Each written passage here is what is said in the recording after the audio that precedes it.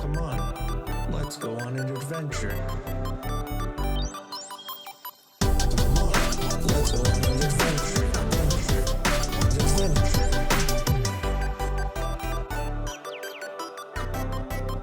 Let's go on an adventure. Hello. Hello there. Camera. Camera. Camera. Okay. Really, dude? Fix. There we go. Yeah. We are back for some more Beacon Pines. We're gonna go till we finish it. And I think we're gonna be done soon. So yeah. Let's get this party started. But yeah. Hope you guys are doing good. Hope everybody's having a good day.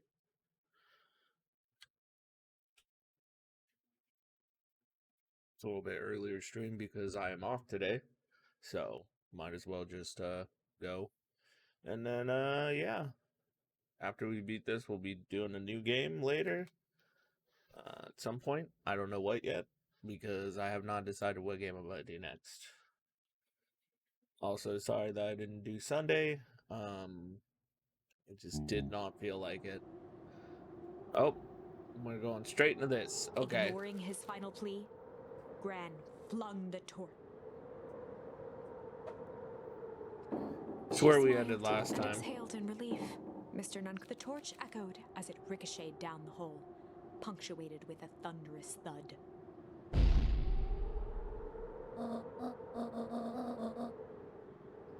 You see, Joseph, I've learned one very important lesson in life. If you want things to change, then you must be willing to. Gran could finish. Yep, and then they all turned nice. We saw this ending.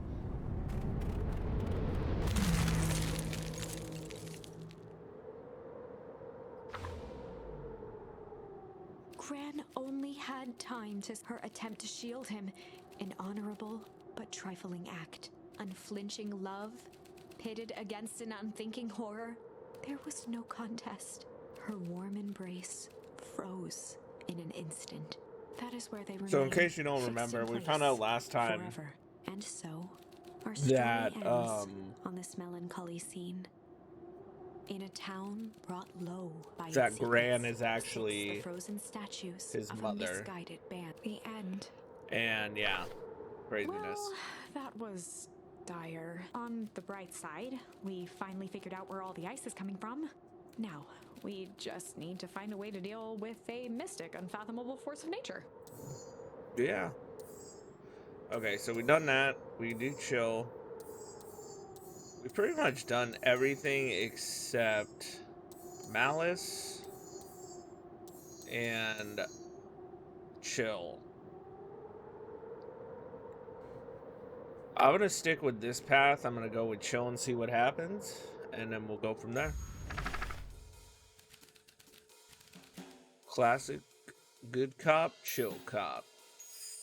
They'd run the classic good cop, chill cop interrogation. I'll handle this. Just gotta play it cool. Luca walked calmly to the light switch, flicking it off and on a few times.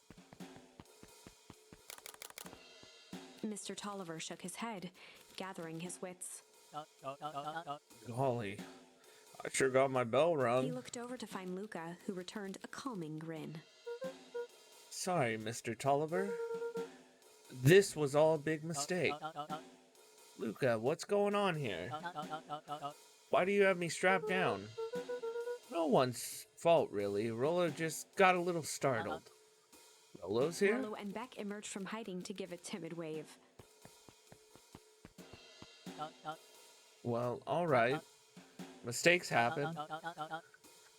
You got her. You kids gave old Hiram a good scare. Let's just get me out of these ropes and call it even. Luca glanced over to Rollo and Beck, who replied with skeptical looks. Mr. Tolliver, why are you in my Gran's basement? I'm here to help, of course. Help with what? What's my Gran up to? If you'll just cut me loose, I can show you. How do I know we can trust you? Mr. Tolliver exhaled with disappointment. Luca, have I ever done wrong by you? No. And since your Graham moved to town, haven't I been nothing but welcoming? Yeah. So why would I turn my back on your family now? It's just, all this stuff seems pretty weird. A board with names of people from town, an archive of my dad's disturbing patient notes, Luca gestured to the corner. barrels of explosives. I can explain everything. You just need to untie me. You kids deserve an explanation. Luca looked again to Rollo and Beck. This time they shrugged. Might as well. Luca began to slowly loosen the bindings. Mr. Tolliver gently rubbed his wrists. That's a good lad. This will all make sense in time. He edged imperceptibly toward the stairs as he spoke. You see, this town has secrets, Luca. A very dark past indeed. Before the kids had even noticed his movement, Mr. Tolliver was at the light switch. A past that must be He brought punctuated his to final words by flicking the switch and rushing up the stairs. light. Son, what was his voice again? Son of, I can't do it. Yeah, oh crap! Why can't I do his voice? Son of a Beck darted whatever. to the wall and turned back on the lights. It was too late. Rollo confirmed what they all heard. He just locked us down here.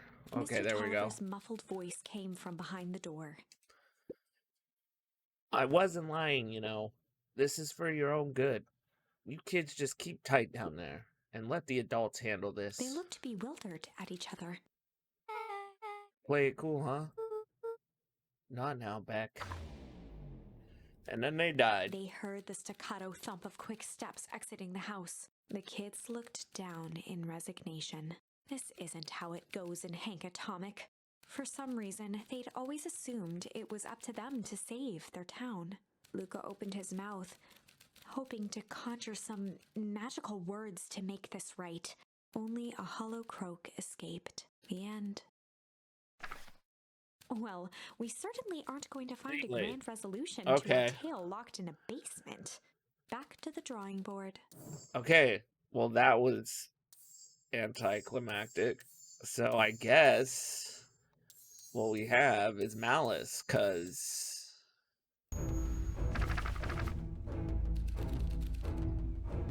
there was a Malice. There was a malice lurking behind those eyes. Like a trap ready to spring. Luca felt the weight of Nuncreed's hand on his shoulder. Something wasn't right. He didn't know why, but something was telling Luca to get out of there. I just want this all to be over. Of course, I'm sure it will all work out soon enough. I should get going. I told Roxy I'd check for Rollo at the Luca twisted treehouse. free of Nuncreed's grasp. Of course. Luca, you know your dad and I were good friends back in the day. You can come to me with anything. Anything at all. Nope. Later, psychopath. Freaking psychopath, that dude.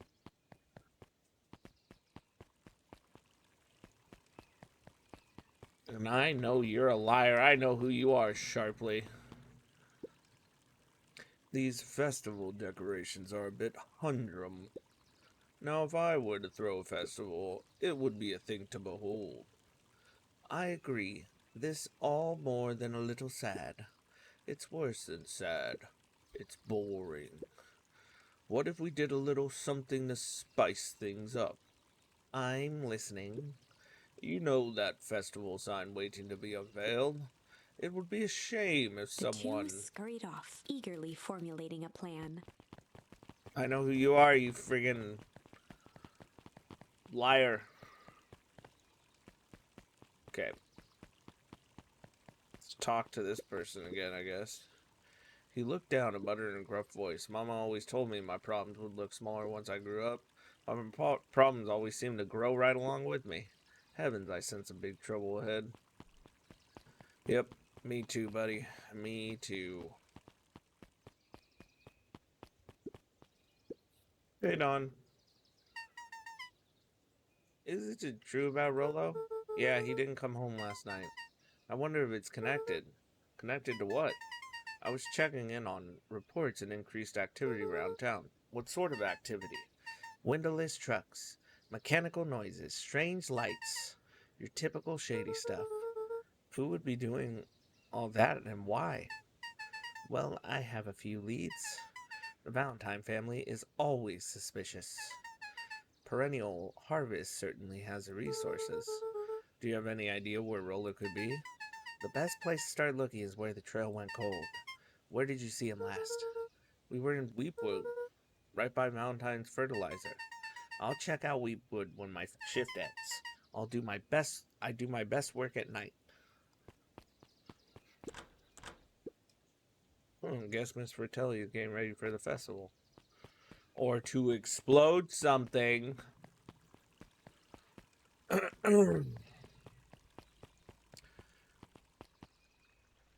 Oh. Identify yourself. Nellie Modoyle. I work here now. I am unable to locate you on a staff role. Oh, I don't officially start until tomorrow. Mr. Kerr said I could come in early tonight to get a few things done. Hold, please. Clearance authorized. Thank you. Our harvest awaits.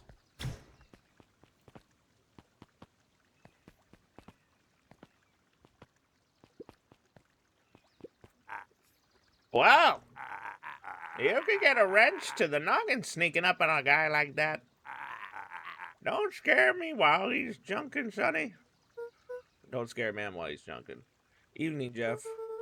Isn't it kind of late to be junkin'? I might as well ask the same thing of you. Find anything good? Bah, ever since Perennial Harvest moved in, even the junk is trash. You can learn a lot about a person by looking at what they throw away. With this bunch, it's all shredded paper and coffee cups. Well, I better get going. I didn't see nothing. If you didn't see nothing. See what? Exactly. Z.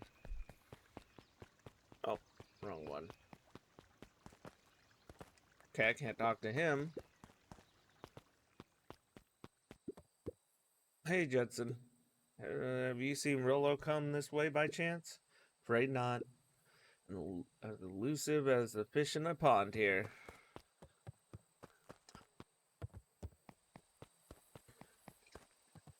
Okay, Rolo. He aired a long holler into the woods. Rolo! Sigh. Rolo, wherever you are, I hope you're okay. Luca felt his eyes getting heavy and plopped into the beanbag. He conceded to its lumpy embrace. And then he fell asleep. Once again, Luca found himself in a vast black expanse. This time, he knew exactly where to go. He took a single confident step forward. The world flickered and pulsed. He found himself standing in front of the frigid air of a blazing campfire, the source. He plopped down cross-legged and gazed into the cold flame, waiting. Soon enough, the fire began to die out, popping sporadically, until all that was left was a single ember. Luca stood up and dusted himself off. He plucked the glowing ember from the cold ash, examined it, and slid it into his pocket, a keepsake. The voice of his father spoke behind him. "You made me proud, Buckaroo." Luca turned to face him. "Dad, what is this place?" A warm grin grew across his father's face. "A place where everything that has been and everything that could be all wait together." Luca found himself staring at his father's face, trying as hard as he could to memorize every single detail. "Wait? For what?" Another voice spoke out as Luca's doppelganger stepped forward. "That's up to you." Without knowing why, Luca began to weep. Is any of this real? Are you real? Luca's father bent down to smudge away a tear. Of course. I'm as real as the part of you that misses me. Luca turned to look at the older version of himself. And you? The doppelganger choked back tears. I'm as real as the part of you that's angry he's gone. Does that make sense? Through his tears, Luca laughed. I think so. His father pulled him in for an embrace. Time to go, Buckaroo. That sucks. That's Luca was sad. startled from his dream by a banging on the floor. Are you in there? A commanding voice rumbled from below. Just as Luca sprang to lock the entry hatch, the door knocked open. Chapter 5. Who is it? Dangers big and small. Luca stumbled back. He heard the rope ladder creak under significant weight. Keeping his eyes fixed on the hatch, he inched backward to the balcony. As his hand grasped the door handle, a large figure clumsily wriggled up through the hole. What the heck? Stop right there. We're all... Sheesh. I know it's dark and all, but I figured you'd recognize me. Who are you? The large figure cocked its head inquisitively.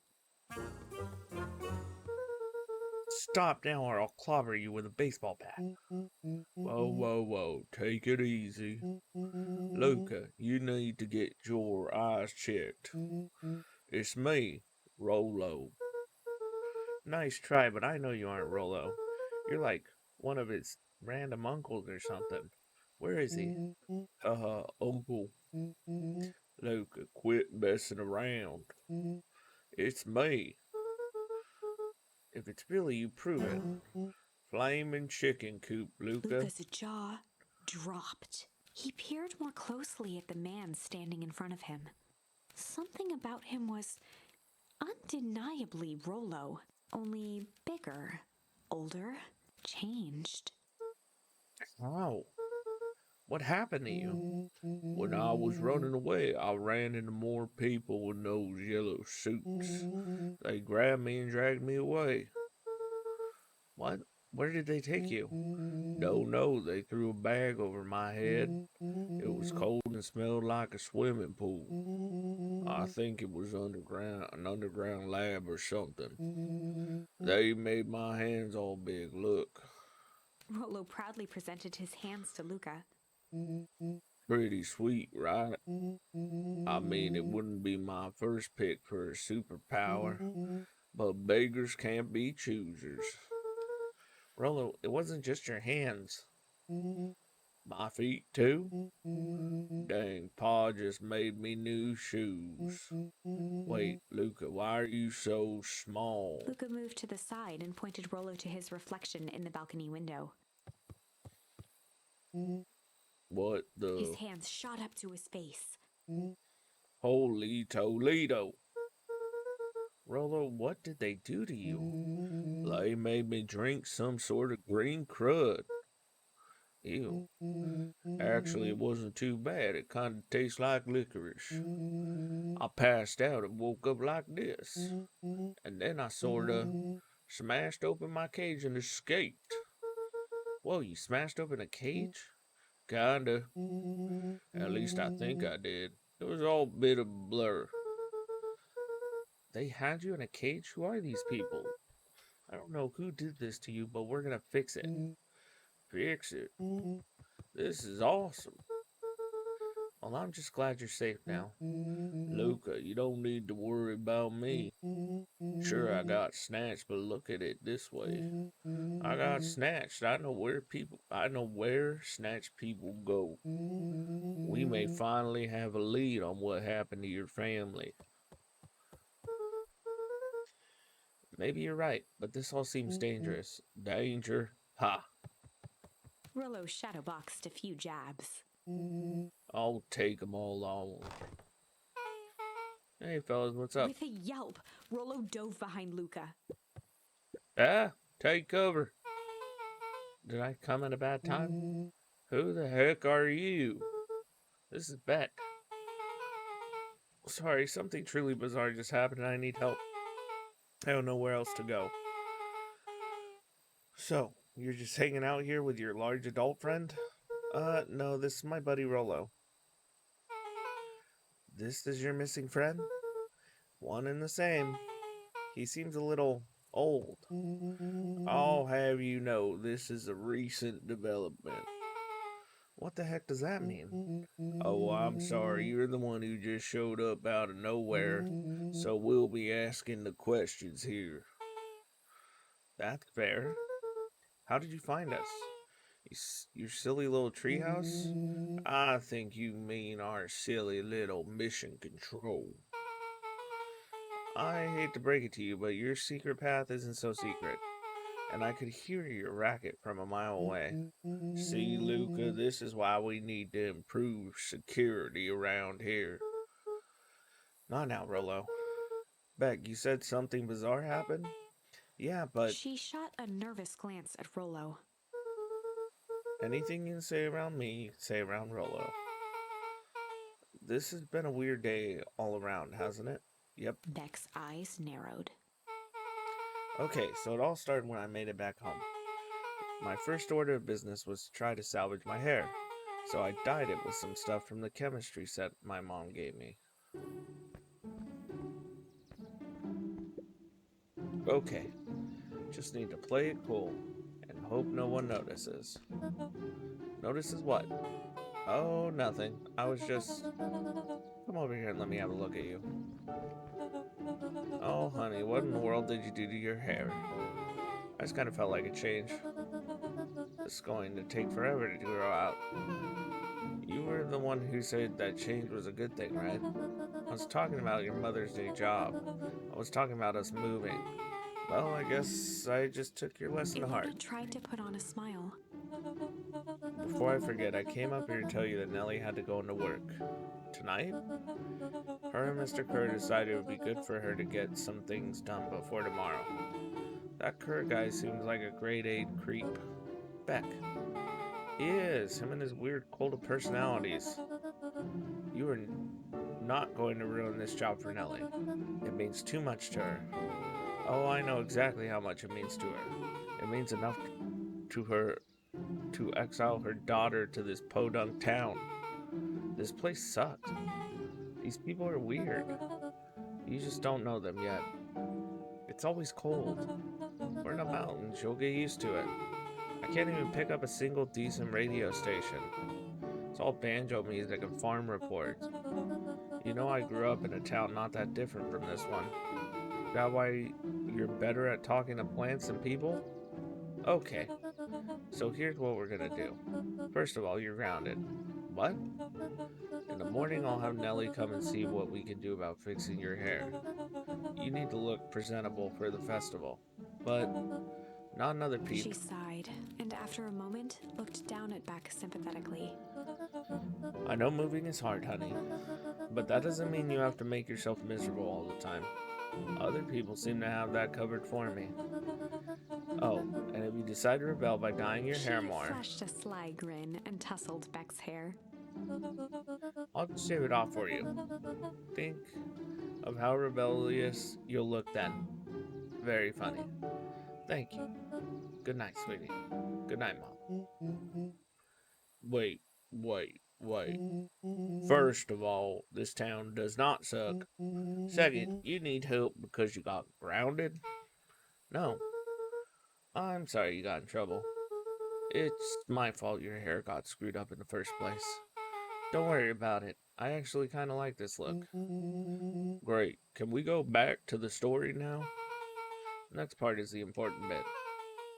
I have this radio I upgraded with my mom, and I was angry to sleep. Too angry to sleep. So I tried to dial in something worth listening to.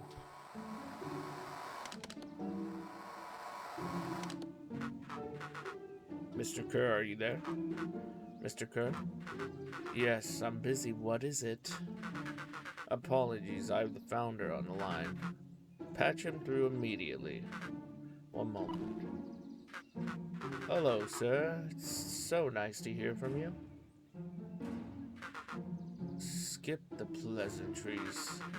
What's your report on our new lead researcher of deep engineering? Nellie Modwell seems to be integrating nicely. At this very moment, she's working to help us meet our deadline. She offered to work overtime before I had even had the chance to suggest it. Excellent. And you have faith that she's capable of finishing the work left by her predecessor? Her work must be complete before the festival.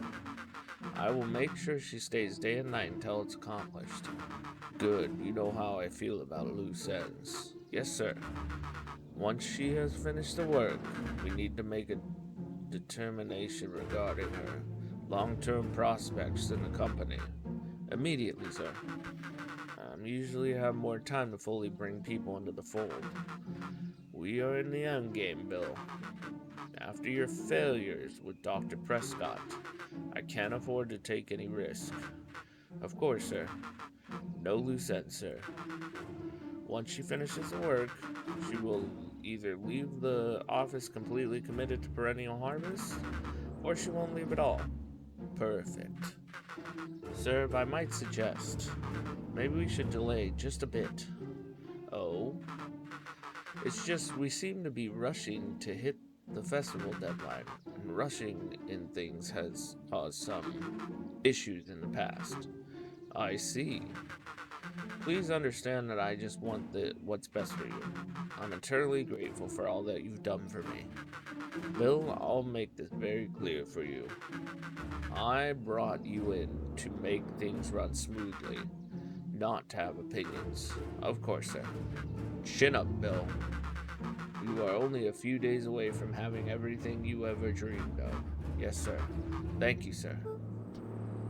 Whoa. Yeah. Just so we're clear, when they said loose ends, they were talking about murder, right? Like actually killing somebody? Capital Luca murder? gave Rollo a quick elbow to the ribs. Who is this founder? I was hoping you guys would know. Now, as far as we know, Kerr is the top banana at Perennial Harvest. He sounded scared of this founder guy. So we have an even topper banana on the field.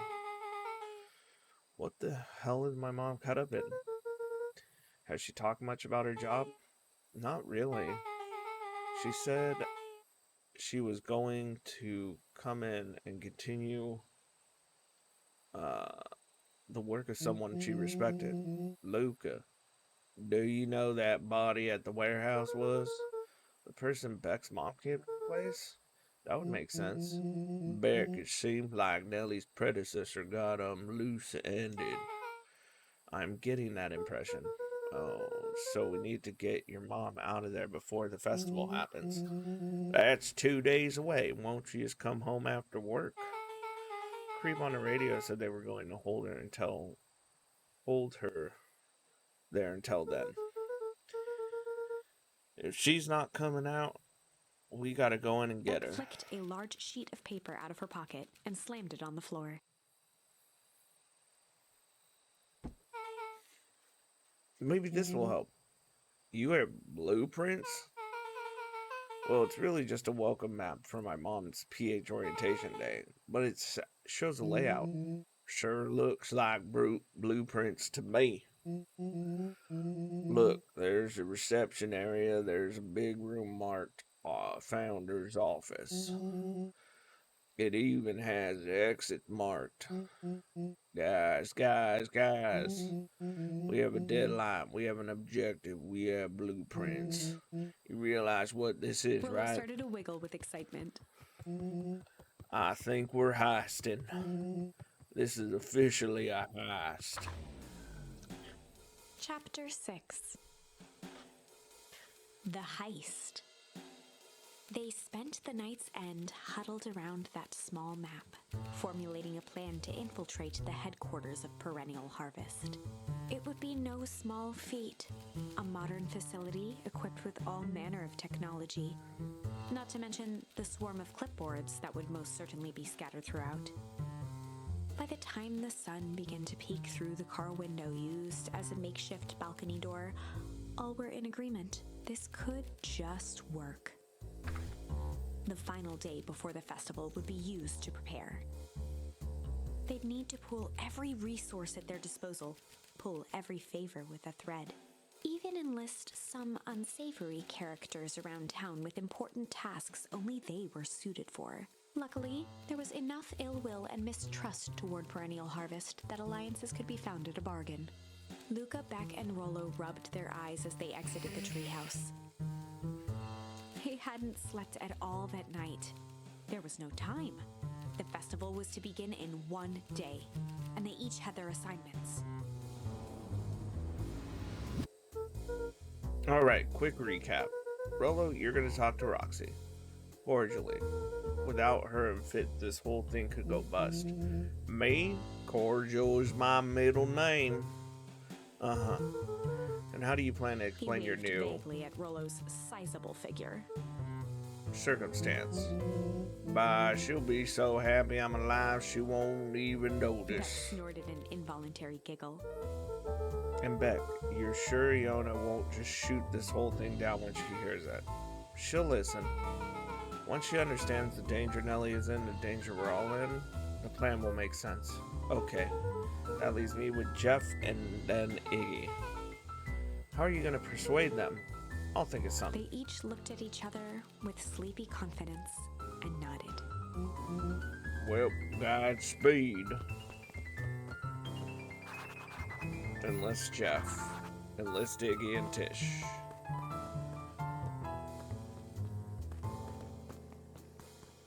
I don't even know where they're at.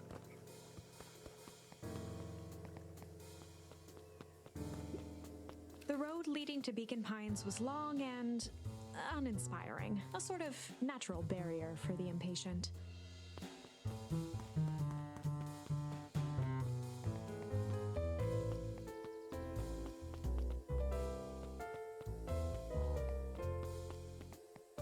Okay, so no, that leads to there, so they're not gonna be there. Where would they be? Choo.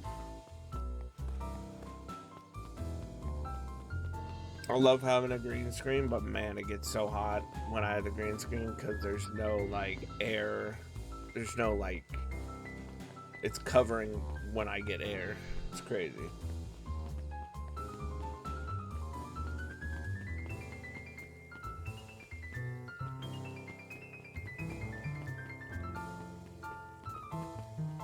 Oh my gosh, where the heck are they?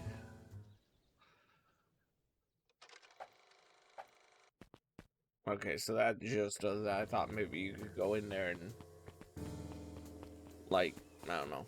Let's go up here first, see if they're up here.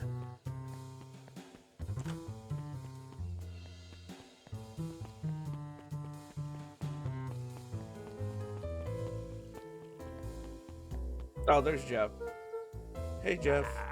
What can I do for you? Well, I know how much you hate Perennial Harvest. Hate's a strong word. Oh, sorry, I didn't say it was a wrong word. Gotcha. So we're gonna break into their headquarters, and I thought you might be able to help. Jeff wheezed out a long snicker. Hey. You see, I knew you kids were all right. Great, so you'll The help? joy in Jeff's face drained instantly. Not a chance.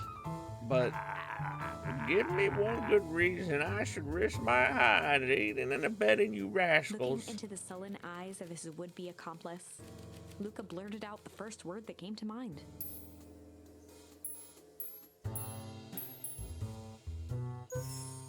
Junk. Yeah, what of it? Sonny, I got more junk than the king has copper. Ain't interested. Oh, darn it. Luca wasn't ready. He shouted out again. Shit. Yeah, it's all shit. I still ain't helping. Ain't that some shit? Dude, I'm not good at this. I thought the junk would work. Fight. I've done enough fighting for one lifetime and more than my share of losing. Time's come to hang up the gloves. Oh my gosh, really? It was hide? Hide. Jeff's brow perked up. What'd you say? Go ahead and hide Sensing then. some traction, Luca carried on with vigor. Let a bunch of kids do what needs to be done. We're not afraid. Jeff's scowl faded with a sigh. Say what you will about old Jeff, and they all do. But you'll never hear him say I hid from nothing. One good stomp of the foot was all Jeff needed to drive his point home. What was it you kids needed? Some sort of disguise. I've got just the thing. And while we're at it, that crate should come in handy. This ain't gonna be free, you know. I'm thinking 5 bags of sour gobs could cover it. Put it on my tab. Luca offered out his open hand to seal the deal. With a firm and dusty grip, Jeff reciprocated. Done. Swing by first thing in the morning. Okay, we enlisted Jeff.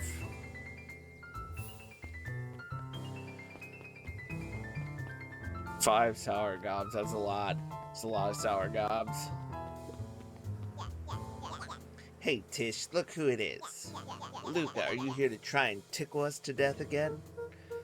Look, just hear me out. Iggy raised an eyebrow suspiciously. We're listening. Iggy, I know we've both been giant bags of shit to each other. Iggy gave a reluctant shrug. Yeah, you're not wrong. But lately life has been kind of strange. Strange, you know? Iggy considered the point. Things have been weird around here. So I'm offering truce and asking for your help. What do you say we break our hostilities, at least for now? We do like breaking things, even if a truce means less breaking things. What if I told you there was a way to have truce and break stuff? Go on. I need you to cause a distraction so I can sneak into Perennial Harvest HQ. A wild-eyed grin spread across Iggy's face. My, Luca Van Horn, I'm impressed. And after this is all done, maybe you and Tish can come hang out at the treehouse sometime. Iggy glanced over to Tish, who nodded in agreement. Fine. But not because we want to see your crappy treehouse. We just like to cause chaos. With a quick nod, Luca was off. Alright, we got both of them. That one was easier than the first one. Did you hear that, Tish? Iggy gazed up at Tish with a smile. He invited us to hang out at the A single treehouse. tear ran down Tish's cheek.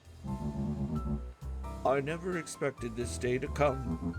How wonderful. Oh, they just wanted to hang out with them. That's so cute. Okay, what happened? Did my controller die? I don't know what just happened. Hold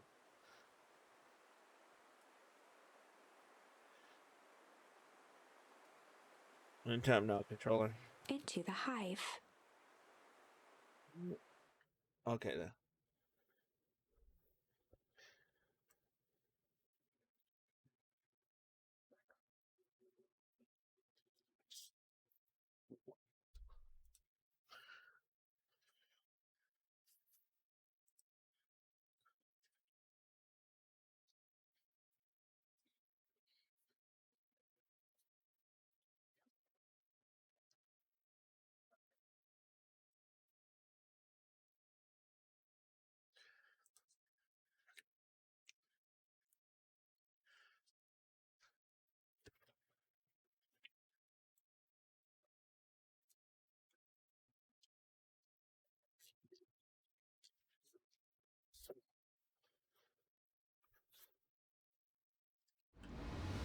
Rollo took a few vigorous breaths and shook out his arms.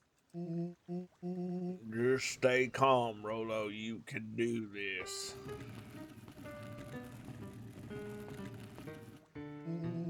Got your delivery here. A delivery? I don't have anything in my notes about a delivery. One moment.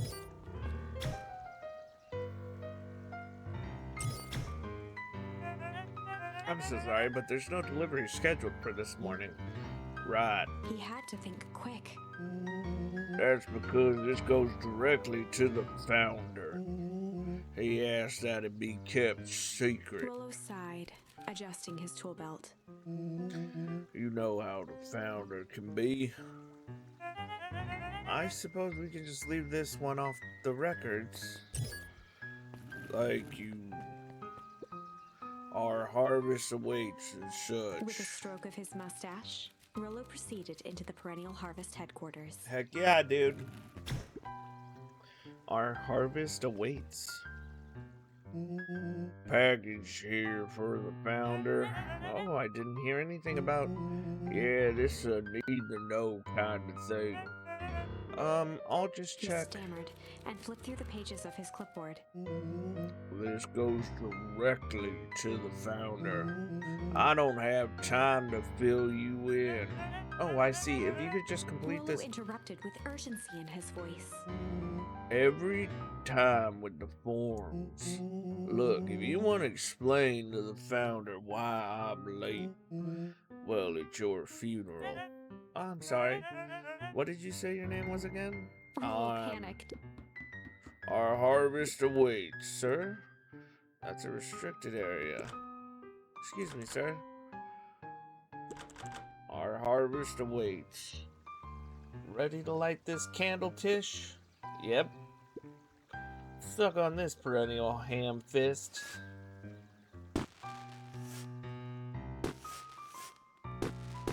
What was that? The distraction was enough for Rollo to regain his confidence. Just open the damn door. I got a job to do. Clipboard fumbled around in a frenzy. I should check out that noise. Oh, come on. Just buzz me just buzz me in already. Okay. Ha ha. Whew. That was close. Our harvest awaits? Hey, I figured. When in doubt, stick with the classics. Well, that was a close one, but you pulled it off. Nice work, Rollo. Alright, everyone knows what to do. Yep, deep engineering is to the north. I'll go with Beck, in case she needs some muscle. I'll head east to the founder's office. You two be safe. Okay, I guess I'm going the other way from where they went. Perennial heart. Oh, reception. Well, how was I supposed to know that was the reception office? That's odd. There's not even any cups for water. They drink straight out of the water thing.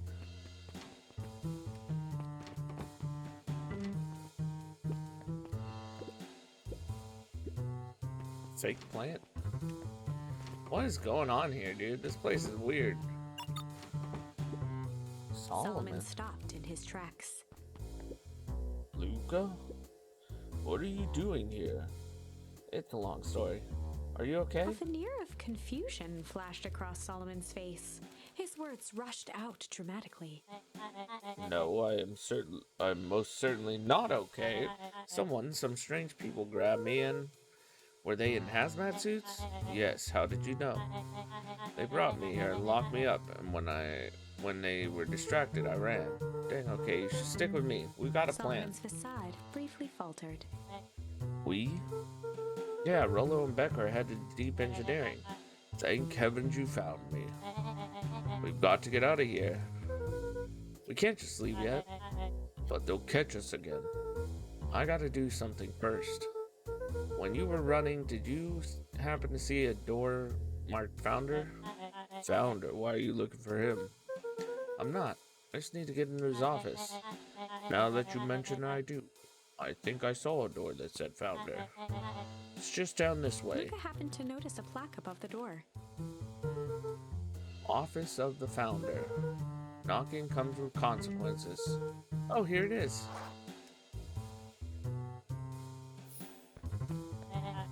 So it is. It's very lucky I ran into you or else I might have missed it. Truly Luca tried the fortunate. handle.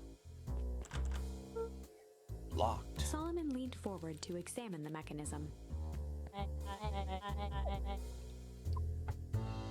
Regrettably, it seems to be some sort of electronic lock. I don't see how we could possibly defeat a lock Luca like... smiled and looked at his watch. Let's just wait a minute.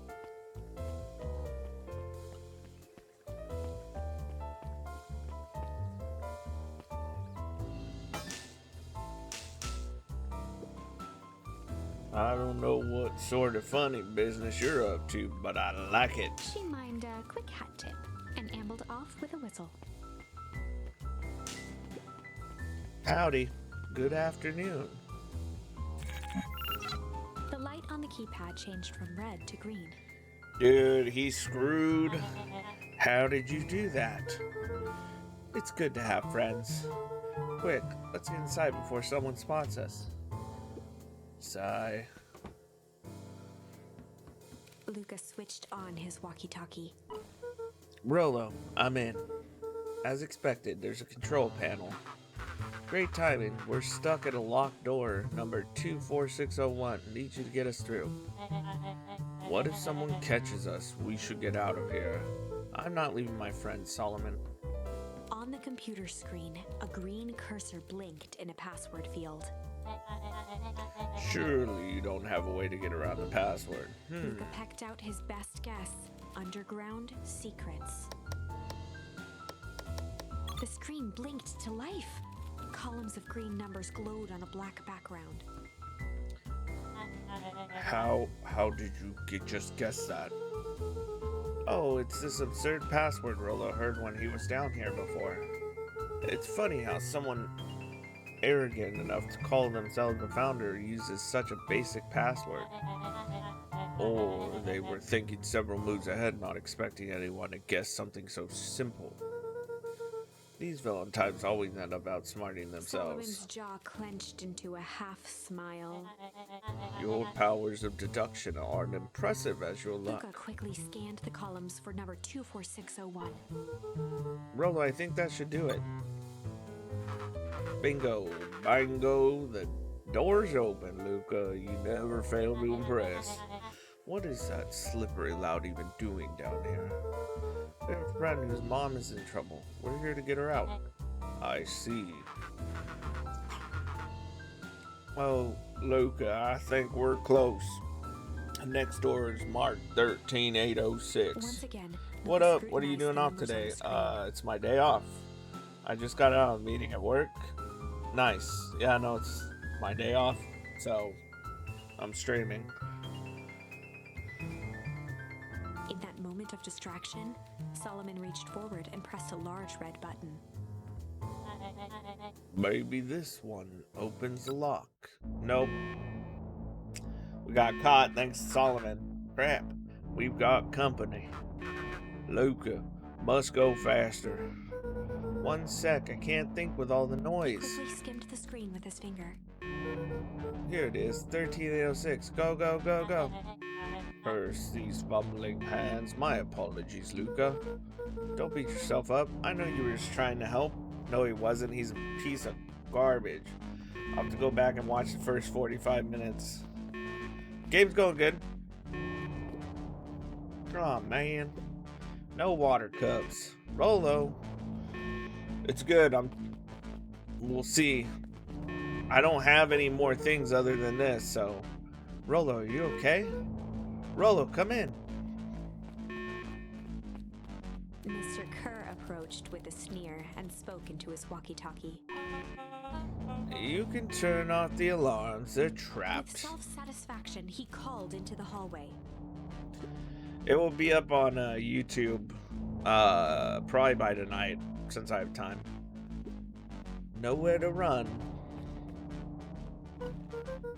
Rolo, where are you? Are you okay? Yeah, I think we lost him. Making our way back to Nellie's office.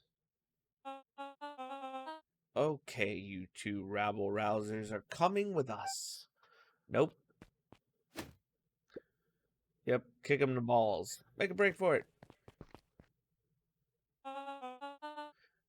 Did that little shit just kick me? Don't just stand there after them.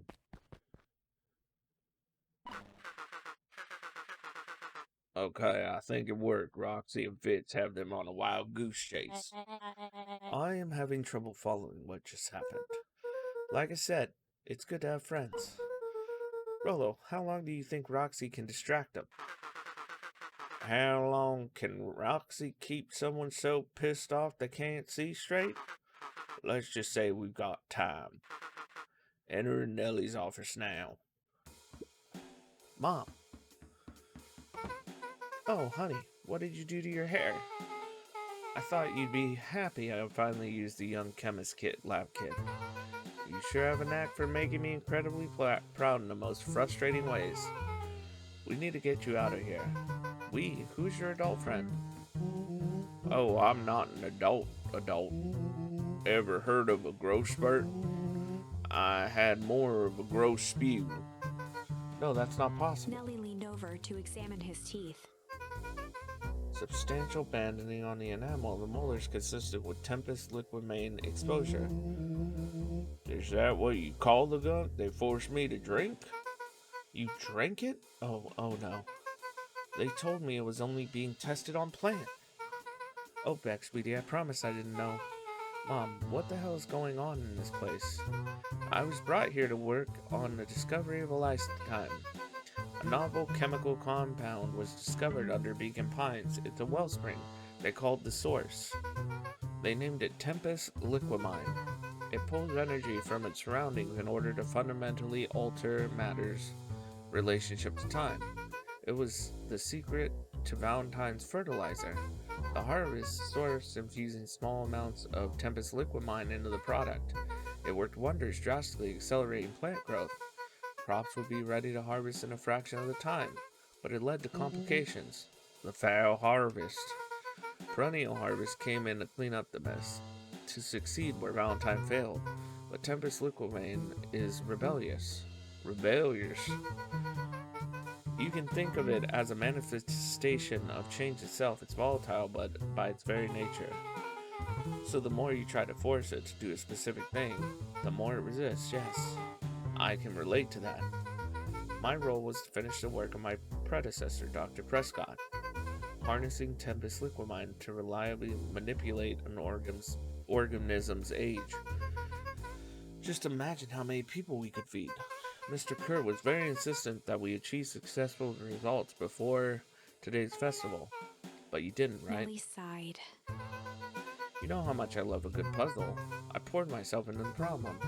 It wasn't long until I discovered oddities in Dr. Prescott's notes. Oddities? They contained obvious errors, mistakes that someone of his reputation would never make. So I fixed them and now I get to replace my entire wardrobe. I really am truly sorry. Meh. Those clothes were all hand-me-downs anyways. Sounds like Dr. Prescott figured it out, got cold feet, and intentionally sabotaged his own work. I had considered that possibility. I sent a letter asking him to clarify his thinking. Mom, Dr. Prescott is dead. Kerr had him killed. What? I overheard them talking about it on the radio. It's why we gotta get you out of here. Like now. Wait, the bile. I finally solved the chemical equation allowing direct control of aging. Mr. Kerr picked it up just before you came. All the more reason we gotta hightail it. Luca, we got Dr. Modell headed your way right now. Roger that, be careful. Alright, everything's on track. And what is your plan for escape? We'll go over everything when they get here. In the meantime, maybe we can dig up more info. Malice 80 proof whiskey? A hard drink for a hard man. Oh, even his alcohol is arrogant. Solomon muttered inaudibly. I should just smother you right now. What's that? I said I shouldn't bother you right now. Don't be silly, you're no bother at all. Luca tugged on each of the cabinets. You would drink that 80 proof whiskey, I bet. Dang, this must be good stuff. They're all locked. Perhaps he's not as careless as you suspected.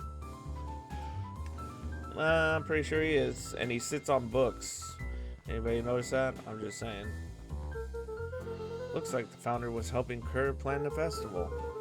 Why would such a secretive leader be obsessed with a party? Only time will tell. Luca held his hand up to the ashtray. Still warm. He must have been here recently. Is that really it?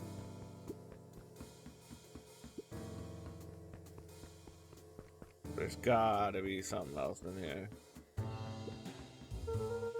Let's see what else this bad boy has on it. Security systems, time card logs, payroll. You know, for being so evil, this guy sure is. Solomon once again muttered under his breath. Just you wait. Huh? Oh, nothing.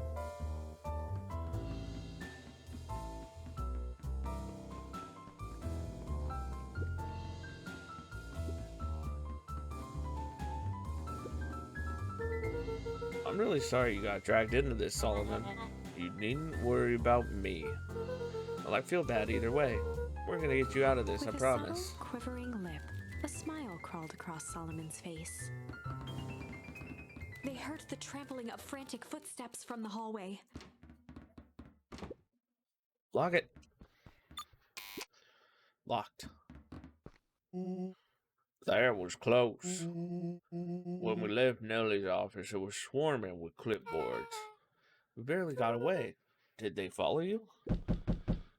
Yep, Rolo. Before we start tossing blame around. It is possible someone ordered a pizza. We'd love to hear your thoughts.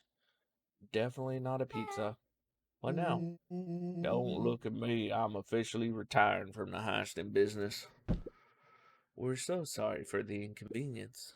We just have a few questions. Just let me think. Can someone watch the door? Of course. He's gonna open it. Everyone else, huddle up.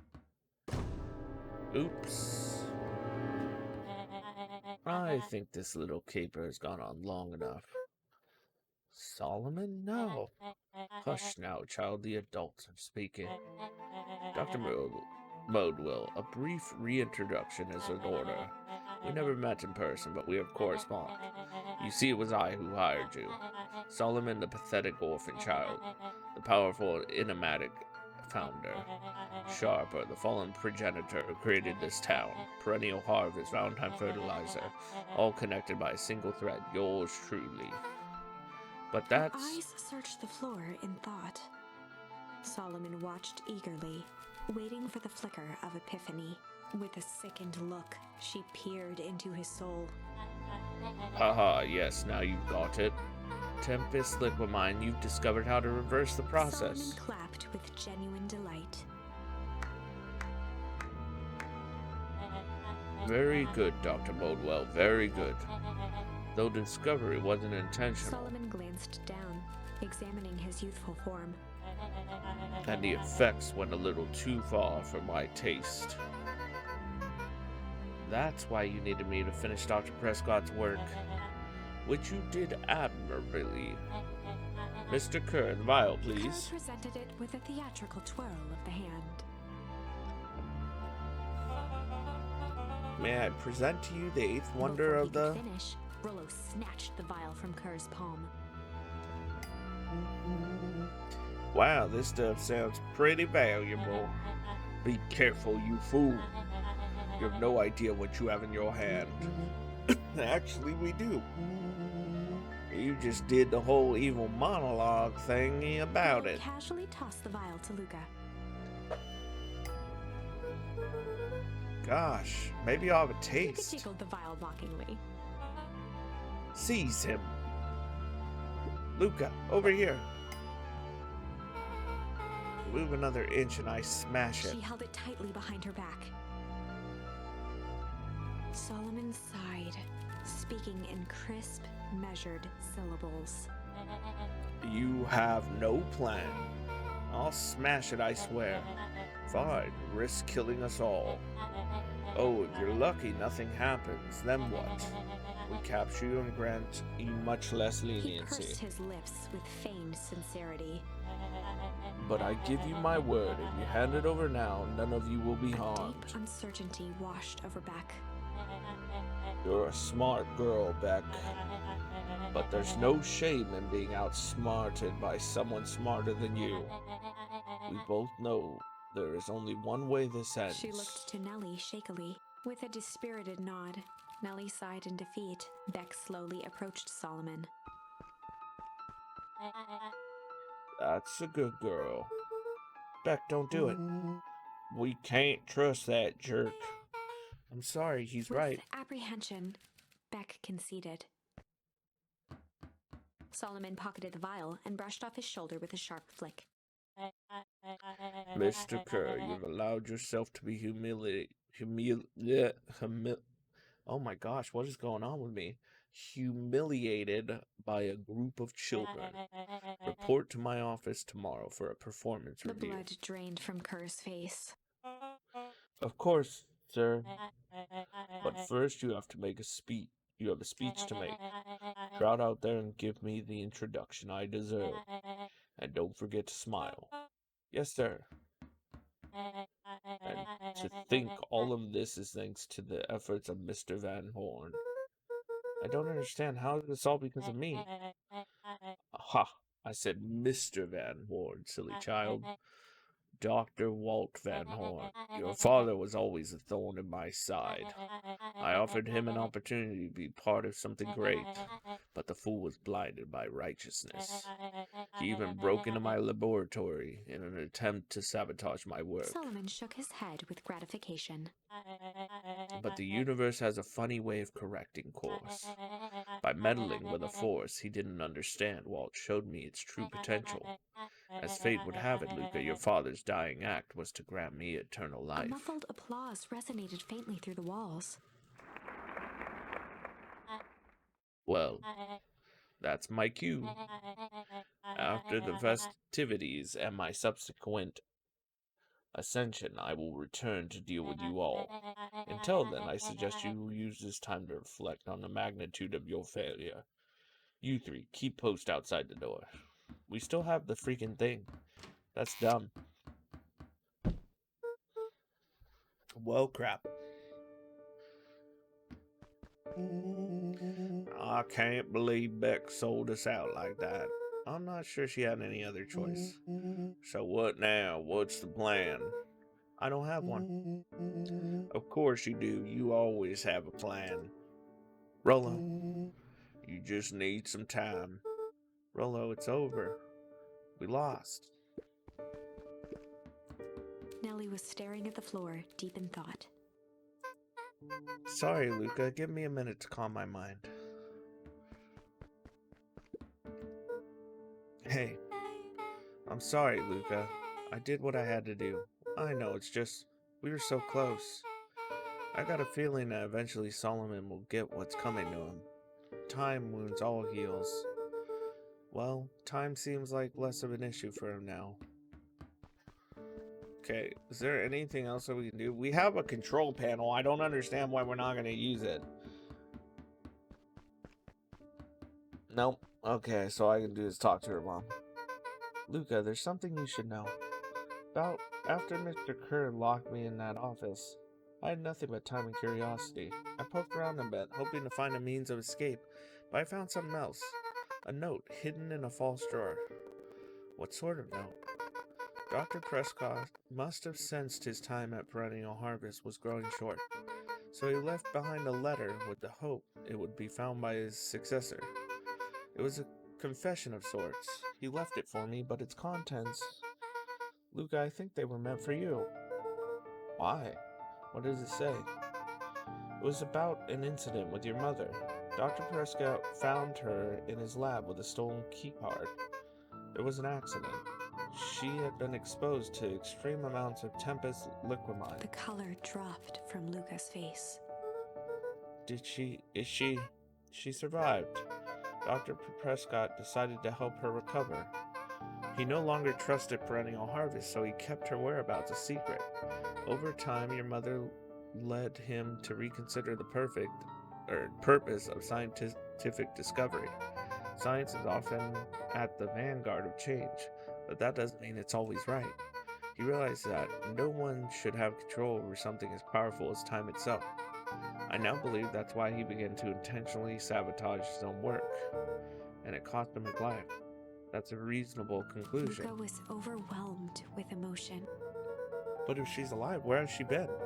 Where is she now? A sudden explosion sounded from the hull. Chapter 8.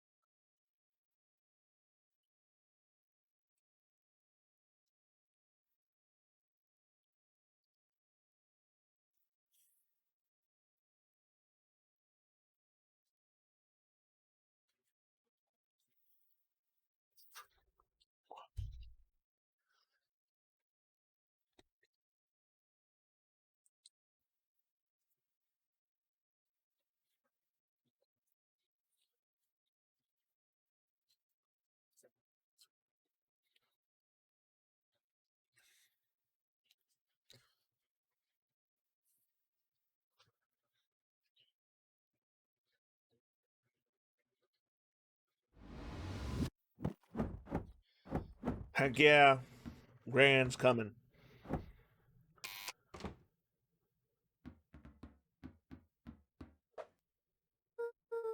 Gran, what are you doing here? Luca, what are you doing here? We're here to save Nellie. We're here to save Rolo. Hey, hey, Miss Lucas Gran. That's awfully nice of you. But I'm fine. Oh, no. What did they... Gran, there's no time to explain. We have to go now. Come on, everyone. We've got a party to crash. They made their way out from deep within Perennial Harvest, just as Solomon finished up his speech. Thankfully, we can dispense with the formalities from here on Solomon out. pulled a glass vial from his pocket.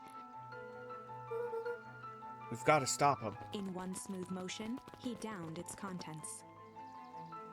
A triumphant smile grew across Solomon's lips. No. Well, I guess that's it. We lost. I wouldn't be so sure about that. With a mischievous look, Beck elbowed Luca. Oh my gosh, he didn't give it to him. Remember when I had the vial behind my back? I might have tweaked his Wonder Potion with a little change. I might have tweaked his Wonder Potion with a little change. Oh my gosh, what'd she do? Like pocket change? You're a lucky penny. Yep, I plopped it in the vial when no one was looking. What's that going to do? No idea. That's the beauty of science. Now we observe. You can all call me Sharper Valentine. His body and face began to contort and expand as he disappeared. This is into gonna a be belching interesting. Green mist.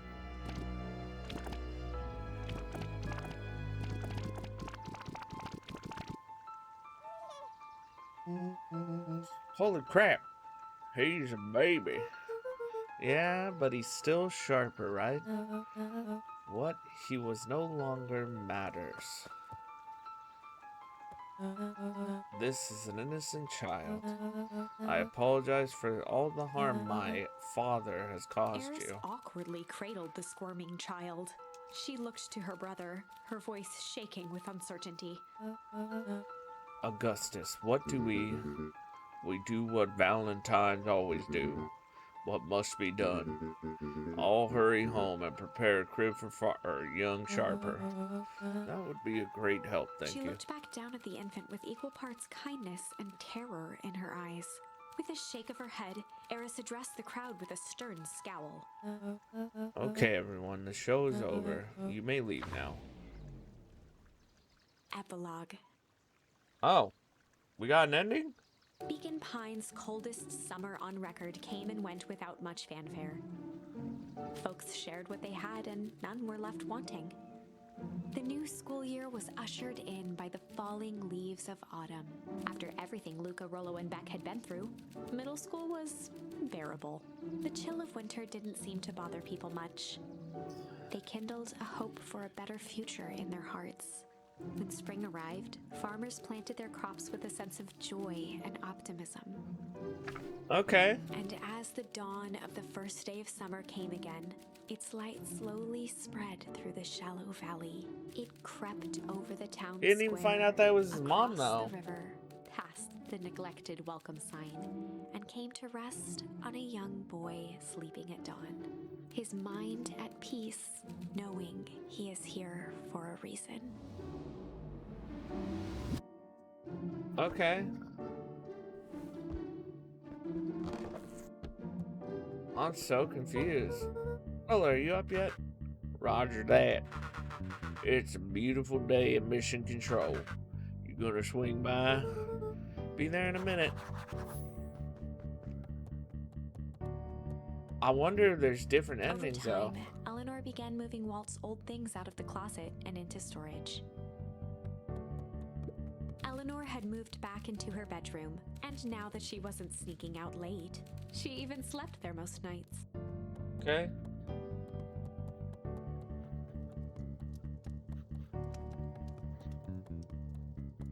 Oh, well, can't go that way. Mom, I'm ready to go now. You go on without me. I'll meet you there. I got a batch of jam to finish jarring. It's funny. I only started making jam as a way to send messages without anyone noticing. But now I enjoy it. Okay, so you did find out that it's your mom. I'm actually going to go up here so you can say bye to his dad. I feel like there's going to be something. Oh, no. Never mind. They took it out because it's not the real town. But, interesting. I hear you and Rollo have big plans for that little treehouse. Yeah, it started getting crowded after we revoked the max capacity 1 Rollo and 1 Luca rule. So we decided to expand, but at least we've got some help with that. How's the internship at Nellie and Neona's shop going? It's been great. I'm hoping it helps me get into the School of Agriculture up at State. Also, Nellie said she'd write a letter of recommendation, which would be huge. I just can't help but worry about leaving Rollo. He's grown up so fast, but he's still my little brother. Yeah, he had a heck of a growth spurt. I don't just mean growth, literally. This morning he was up and finished his chores before I even had breakfast. Well, some of that might be his excitement about the treehouse renovations. Don't tell him this, because it'll go to his head, but I'm really proud of that little punk. I'm sure he feels the same way, but he's just too dang proud to tell you. I know. What's weird is since he's older, doesn't mean that he's gonna die sooner. I'm just saying. Hey guys, how's the tree planting going? Couldn't be better. I'm so grateful to Yona and Nellie for letting me help. I just wasn't built to be a mayor. Too much bureaucracy. Gus, we finished cleaning up the sidewalks. What's When next? Perennial Harvest collapsed, most of the clipboards skipped town. But some stuck around and dedicated themselves to making things right. Anyone with a knack for art can help paint the new offices. You can count on us. Well, it looks like you really found your calling. I never really felt comfortable telling people what to do. Now this right here, this is something I can be proud of. Okay. How's the napping this morning? The most underrated part of a good nap is the view. And the view's getting greener every day. Nice. I see you decided on a name. Yep. We have to clear out all the old stuff before putting on the final touch. Slow and Dirty Harvest is now official. I like it. It was actually Nellie's idea. There's still a lot of work to be done. The name serves as a reminder Just because progress is important doesn't mean change should happen fast. In fact, I learned that the more you care about something, the more important it is to take things slow. Our motto is go slow and fix things. Amen to that. Okay, so they took over the old harvest place. I better not dilly-dally. Gotta go to the treehouse. What do you mean I don't get to see Okay, that sucks. I was hoping I get to see, like, what everybody's doing. Like, what happened to the one dude? Luca, get this. I managed to reel in an actual fish this morning. Seriously? Yeah, an honest to goodness, flip-flopping, swamming fish. I don't think I've ever caught an actual fish here. It's been at least 7 years since I caught one. I'd say it's a good omen. What'd you do with the fish? Oh, I released it back into the pond. Hoping to catch it again tomorrow.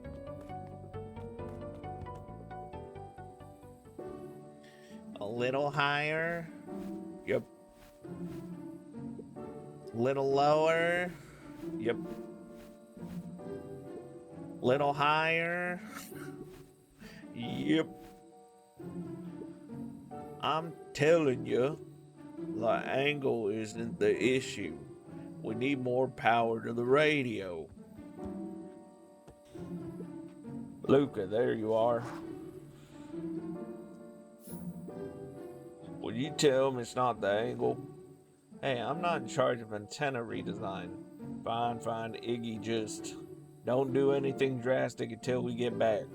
Who, me? Tish, you're in charge while I'm gone. Yep. They'll be fine, right? It will be fine. If we really want mission control to turn into something bigger and better, we have to loosen our grip a bit. You're right. Lead the way. Alright, now we get to go to the other one.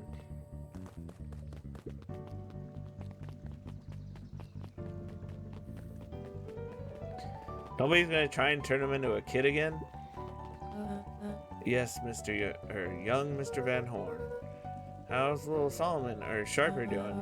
Young Sharper seems to enjoy nature more than I. So we do a lot of strolling these days.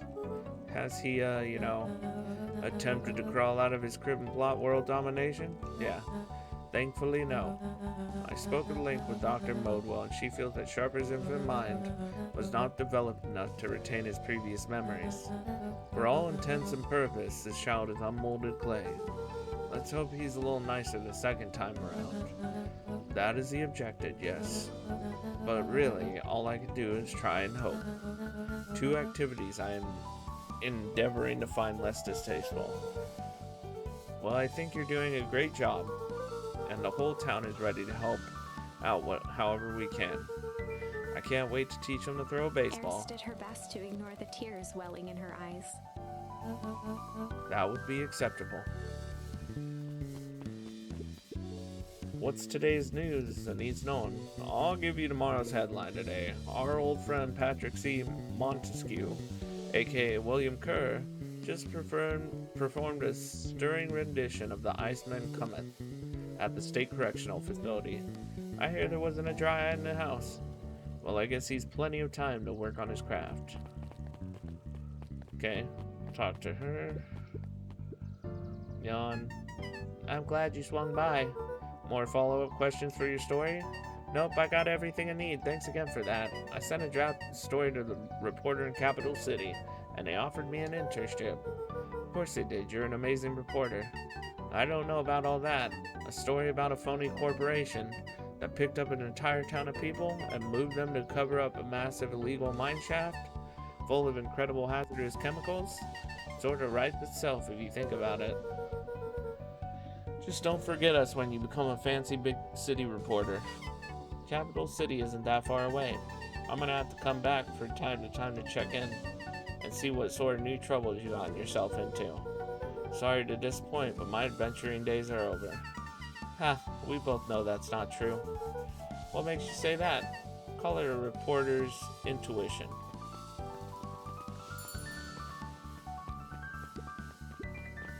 Luca squinted at the faded photo of him and his mom at the diner. Memories of that day came flooding back. Oh, is it really back to that? I thought we already did this. I guess not. Good afternoon, Mr. Tolliver. Shoot. Sorry, these allergies have been killing me. Haven't been able to smell a thing all day. I almost sold Miss Hatch a gallon of spoiled milk this morning. Got anything to help clear out these darn sinuses? Whatever it takes, I'll just want to be able to smell again. Oh, what's this? Okay. Oh. Okay, hold on.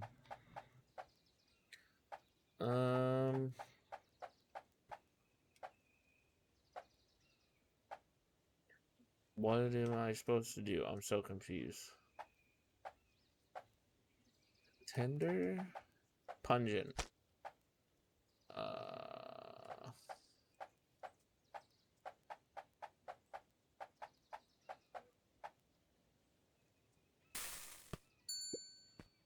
Okay. I call this one a cod for the common cold. Oh my, that's spicy and stinky. I'm sorry, I'll try again. No, don't you see? What this means? I can smell again. Looks like your father isn't the only doctor in the family. Okay, that's weird. Hey, Miss Hatch, what can I get you? Oh, I'm not terribly hungry. Something snack size if you could.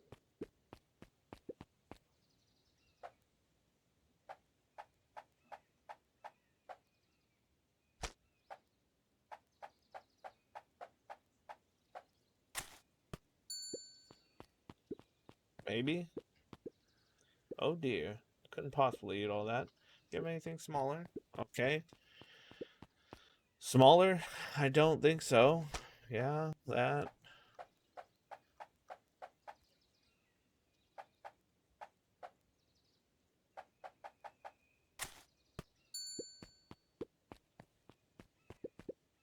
Oh dear. Okay. Oh, maybe this and that. Let's see. I didn't even see that little patty. I call it the novella. Lovely. This just in. Last chance diner overrun by gremlins. I'm not a gremlin, I'm Luca. Mr. Wilder adjusted his monocle jokingly. I stand corrected. In that case, would you believe I have a craving for a burger? You've come to the right place. Indeed, I'll have a nice juicy burger topped with onion. Okay, that's easy enough. Burger topped with onion. Alright. Here you go. I call it the Wilder. You know I love a good byline. Many thanks. Listen well, child. I am only going to say this once. I require a well-done burger. Got it? Well, I say well done, I meant well done, no problem. I fear you aren't grasping my request. I want the burger charred beyond recognition. I want it bitter and black. One burnt burger coming up. And top it with the most expensive thing you have. Okay. Char burger with lavish.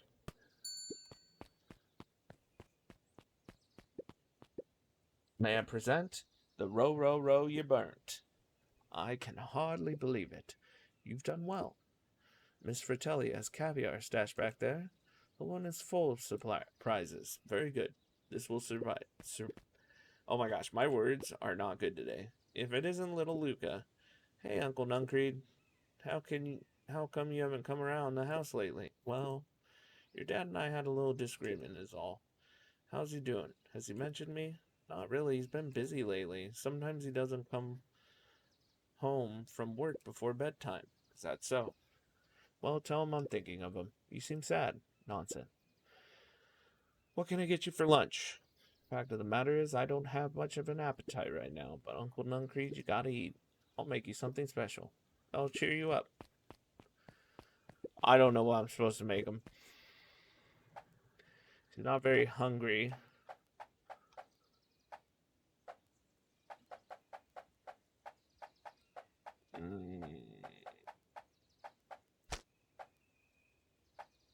Something to cheer him up.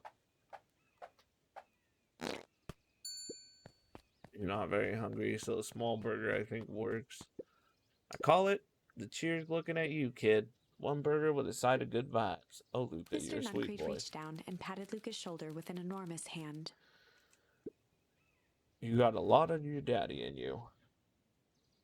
Don't you? I guess so. Run along, I'll do my best to clean my plate. I have a coupon here for a free burger. What it will be? I have a lot of mouths to feed, so give me the biggest burger you have. They must eat a lot, huh? You have no idea. Oh, and throw some lettuce on top. That's easy. That's that 4. That's a 4 burger. 4 burgers with lettuce.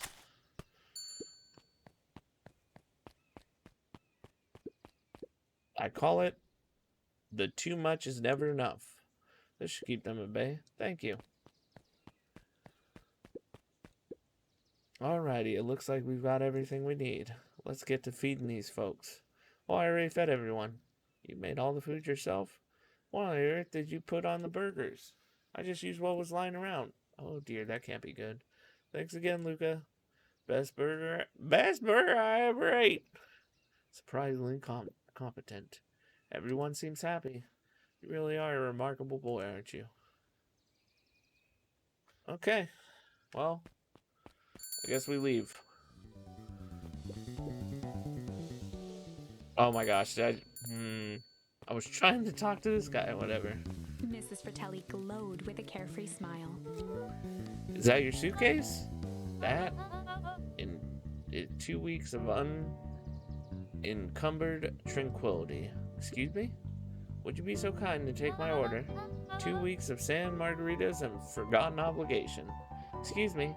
I'd love to place an order. Mrs. Fratelli sighed with a zen-like calm. Just as soon as lunch rush ends, I'll be a feather on the wind.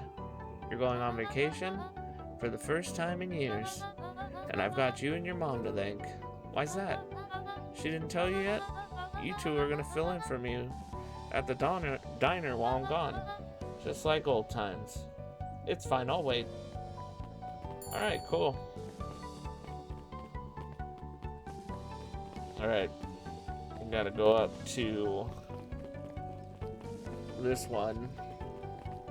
I did not expect the epilogue to be this long. Luca, do you want a biscotti? On the house. I don't really have time. Zarel, you gotta come see this. I finally did it. I pulled the perfect espresso. Ah, Lumi. If I didn't know better, I would think you're proud of something. Poof, as if, no. It's too late. You're now officially a person that cares. Nice.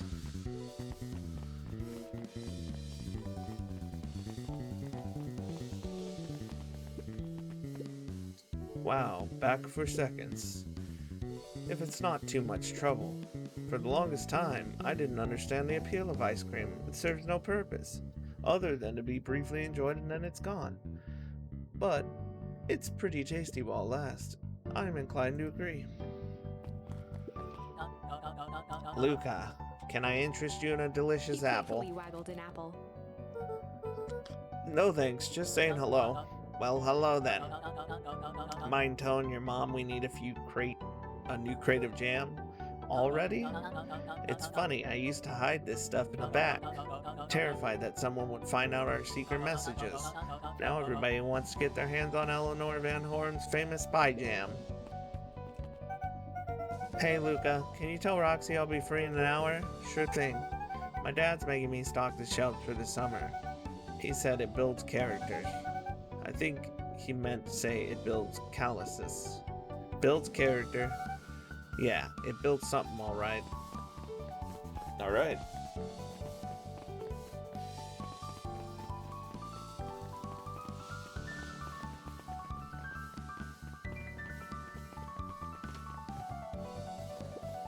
Over the school year, Kato and Bert had become close friends. But did you know that when they covered up the source, they found a new species of fungus? Yep, and they're studying it in the new labs. Did you know that Beacon Pines is now the smallest town in the country? Yep, close to the population before Perennial Harvest moved in. Typically went on like this for quite some time. Okay. can't believe it's over. Yeah, the town's really starting to turn a new leaf. The town? I was talking about Hank Atomic. I just finished the last issue. How was it? As great as always. Hank finally returned to Earth, but I just feel weird now. Weird can be cool. It just means you're ready for something new. Any suggestions? You could ask Miss Hatch about what she's always reading. She seems to really enjoy it. Huh? Maybe I'll do that.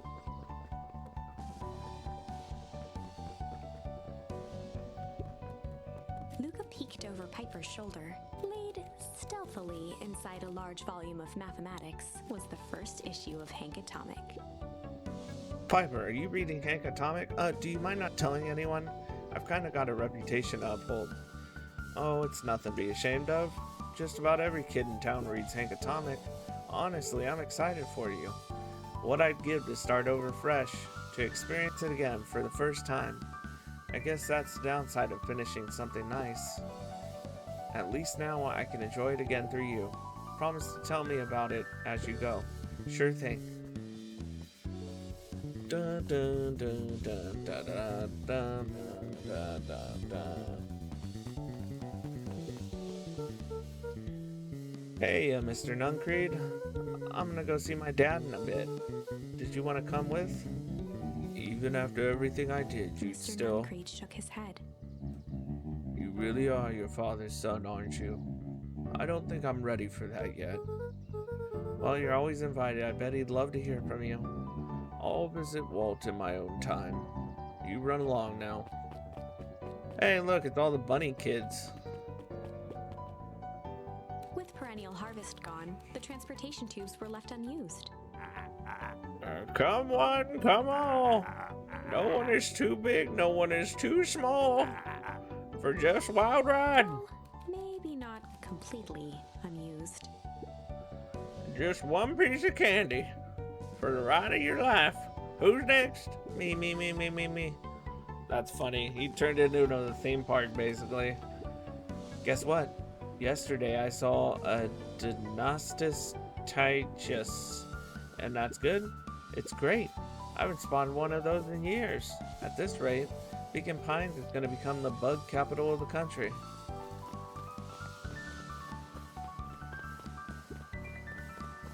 Can we go around this way? Well, nothing was over there. Tizzy, was this the same ending you got, or did you get a different one?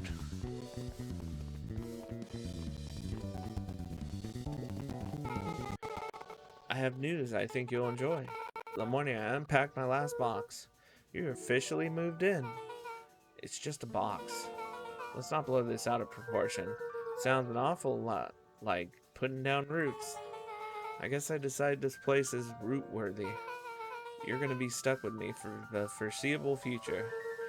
I do have to warn you, most years aren't going to be as interesting as this one. I think I'll manage. Ready?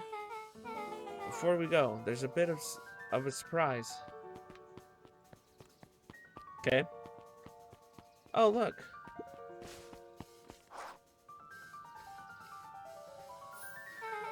My mom's prepared this tree, especially for you. They didn't have to do that. It wasn't just them. Just about the whole town pitched in. We all owe you. It should do okay in the cold of Old Beacon Pines, and thrive as things warm up. That's perfect. Okay, we're gonna go... Yeah, this... Oh...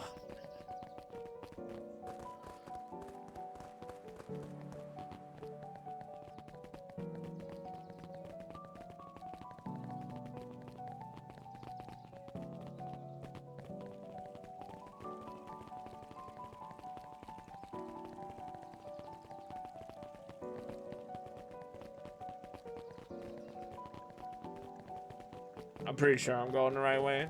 Adam, what's up, brother? Oh, cheesecake. Oh, wait, where's... Did I go the wrong way? I could have sworn that was the way to Old Beacon Pines. I guess not. I guess I went the wrong way. Whatever. Or am I like, no, no.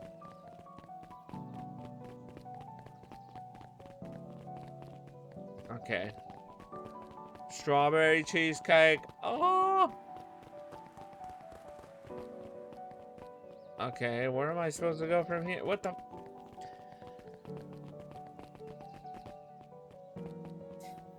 I'm so confused. How's old Beacon Pines been treating you? We beat it, pretty much. I just gotta find out how to get the old Beacon Pines so that we can do the tree. Oh, you got it. Now there's a good-looking tree. But a special occasion and whatnot, that rides on the house. You're gonna want to hang on to that little tree. Oh, that was where I was supposed to go. It was a wild ride.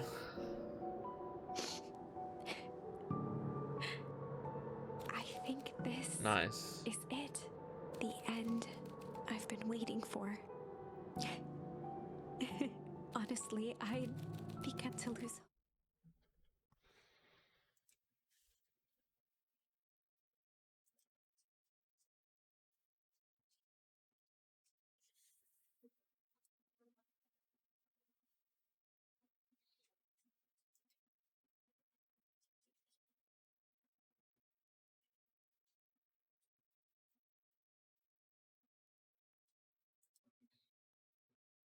Done. A good little tree. The best little tree. Thank you, children. This means a lot. Yeah, thanks for everything. Shucks, I only did what any super awesome buddy would have done. We should probably give you some time alone now. You good? Yeah, I am. It's been a wild year. How are you feeling? Everyone keeps asking me that. I'm fine, really.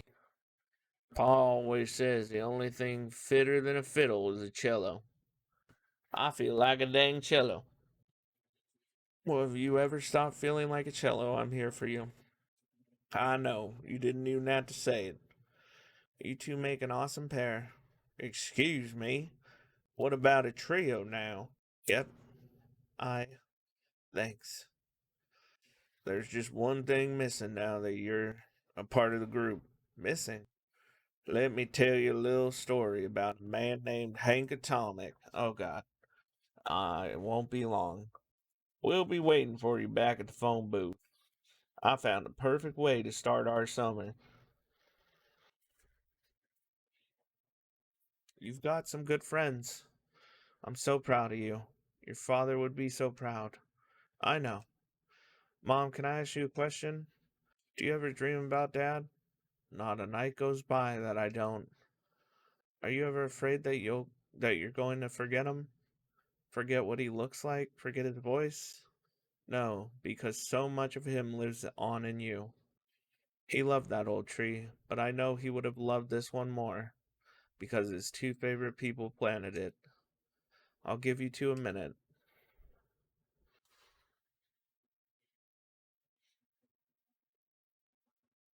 Hey, Dad.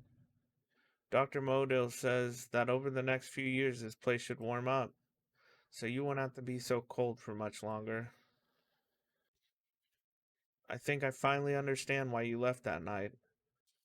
There were things you believed in, big things. Those beliefs were the things that made you you. If you wouldn't have stood up sharper, stood up for what you believed in, you wouldn't have been the same person anymore. You had to go, but that didn't mean you loved us any less. I might not visit you as much as I used to. I know you understand.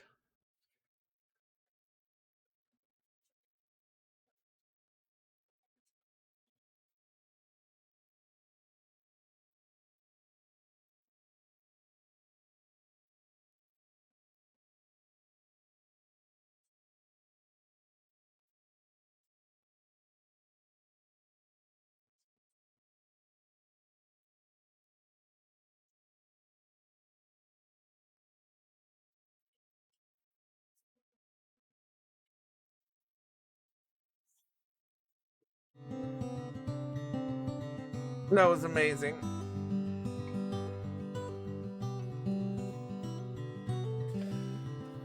Oh,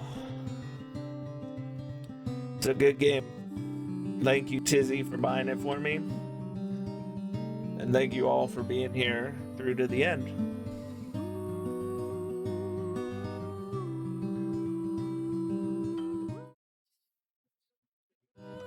We're gonna stick with this because it's got the game sound. Yeah. I don't know what game we're gonna do next. Or, I'll be honest. What, Tizzy?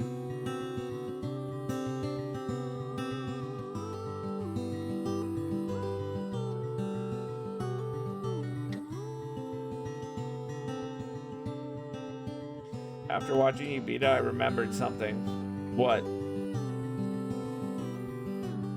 Horror game next. We'll see.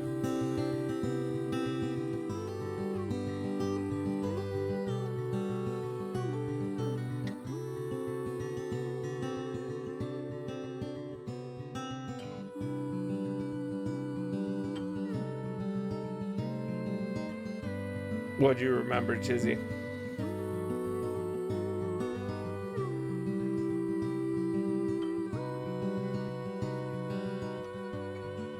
When I beat it, it kind of felt like, where's the rest? Like, there were a lot of unanswered questions I had. But overall, a good game still. Well, do you still feel that way after watching me play it? Because I don't feel like there's a lot of unanswered questions. It was, yeah. What do you think now that you watched me beat it?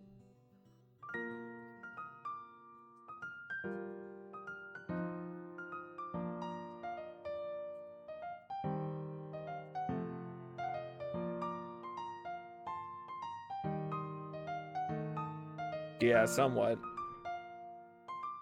What do you feel like didn't get answered?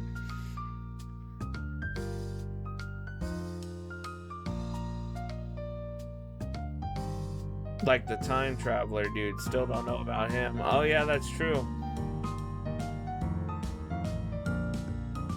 That is true. I'm not gonna lie, I forgot about that. That is weird. I wonder, well, there wasn't any more. I did everything that you could. So I don't know. And I wanted more information about the hole in the ground and how they actually moved everyone and built a town. I mean, they did it. They explained that. You might have missed it. They said that they told them that they needed to clean the grounds and everybody left the town and they built a new one exactly like the old one. But I don't know. The time traveler dude, yeah, I don't know what that was.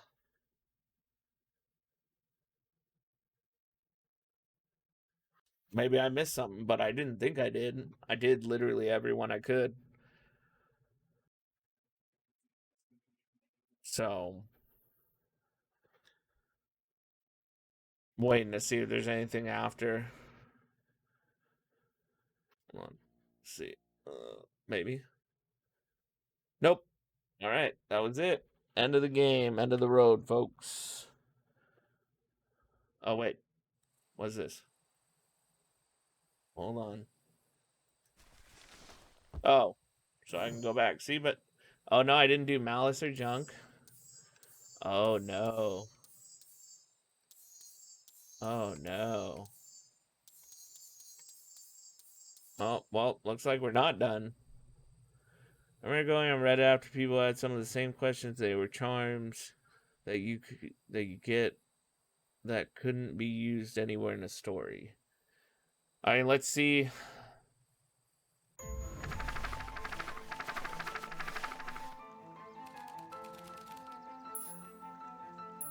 Looks like we have a couple more. I might have tweaked his wonder potion with a little junk. Can't wait to see the look on his face when he realizes he drank his own cigar ash. How did ashes get into the vial? It was pretty easy to mess with the vial when it was behind my back. Oh, that's sneaky. Well, it's bad. It's a bad habit, anyways. Paul always said bad habits are like 50-yard field goals. Huh? Hard to kick. Yeah, no, I'd give this one a 9 out of 10. I really like this game. It was a really good story. You can all call me Sharp Valentine. His body and face began to contort and expand as he disappeared into a belching green mist. Okay.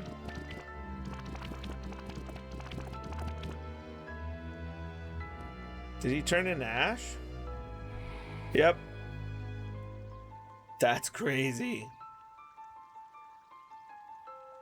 Well, that's one way to kick a bad habit. That's crazy. As the last of what was once Sharper Valentine wafted into the air, the crowd began to disperse, still numb from what they had just observed. Sharper Valentine was gone for good. His end would be a new beginning for Beacon Pines, a new chance to let go of the things they had lost and grab hold of a new future. The end. Well, I'd be lying if I said that wasn't a bit gratifying. That's crazy. Did you get that ending, Tizzy? If that feels to you like a good note to end on, I won't stand in your way. So the ending we got was a good ending. That was, I guess, the middling ending, and I'm gonna guess that Malice is gonna be the bad ending.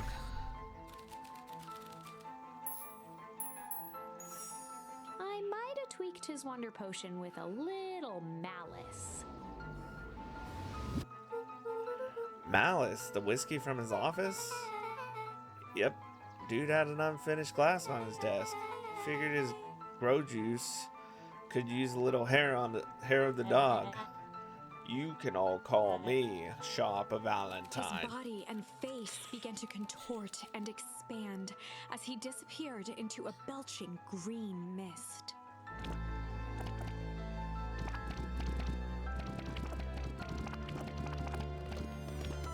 I really want a part 2 though. Oh my gosh, she turned into what? Now that's what I call 80 proof whiskey. I'd play it. Yeah, I would too. Damn, dude. The crowd gazed in stunned silence at the now empty stage.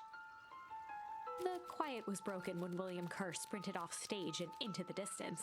He was never seen around Beacon Pines or anywhere else for that matter again. Watching the silhouette of Kerr disappear over the horizon, Luca began to laugh. First, a low chuckle that became uncontrolled, heaving laughter. Through his tears, he was vaguely aware What that up, the crowd had Flamingo? begun to laugh with him. The end. That was unexpected. Perhaps a bit of an absurd ending for my taste, but who am I to say? I'm only writing the damn thing. Okay, I think we got everything.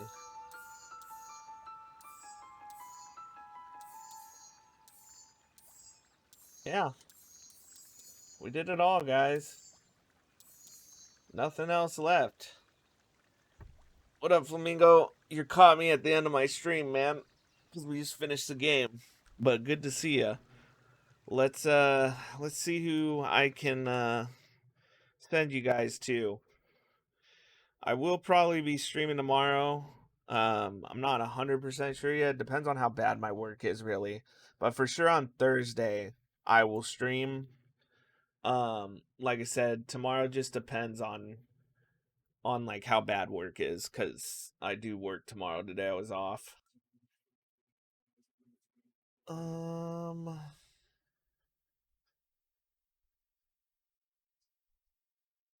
Yeah, we're gonna bug my buddy Neat McKinley.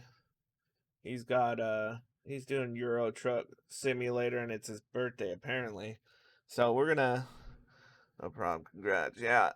Good to see you though, Flamingo. If you guys haven't followed Flamingo with a Spoon, follow him. I don't know if he streams anymore, but follow him anyways in case he decides to again. I haven't seen you stream lately, but I'm not on during the day usually because I'm at work. So I don't know what's up with my camera right now.